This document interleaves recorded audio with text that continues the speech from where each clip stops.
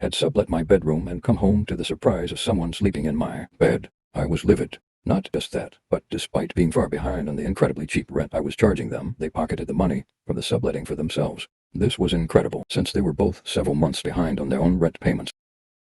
When I asked for the money they claim they were broke again. Not paying rent and collecting rent from others, they sublet my room at market rates, which was for X what they were supposed to pay themselves. So even if they were entitled to that subletting money, they should have no excuse not to at least cover their own rent after collecting this bonanza, and yet they still couldn't afford to pay for their very, very cheap rent obligations. It became clear that even the minuscule amount I was asking them to contribute was now something they felt was optional. Again, they did this because they figured I could just afford it anyway. While they were correct about this, when I realized they viewed this way, I was unable to enjoy their otherwise great company.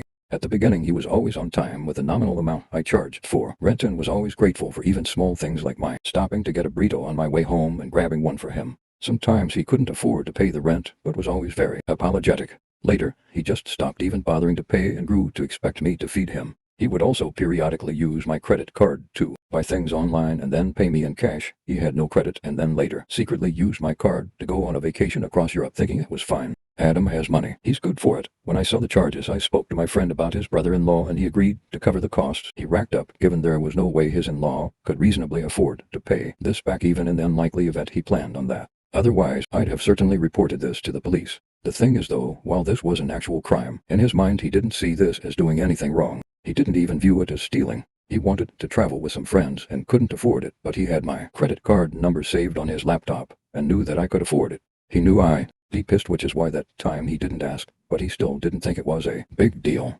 Like eating your roommate's leftover pizza instead of texting to ask if they want it. He'd gotten so accustomed to viewing me as nothing more than a source of money, and over time he grew emboldened. I had enough. I was going to live with my girlfriend anyway, so got the landlord to end the lease bitterly to wash my hands of them. But then, instead of selling some things, I ended up giving away a lot of my things like a TV and furniture to these two. The one condition was that I got to store some stuff at their new place because my girlfriend was staying in a small one-bedroom place at the time.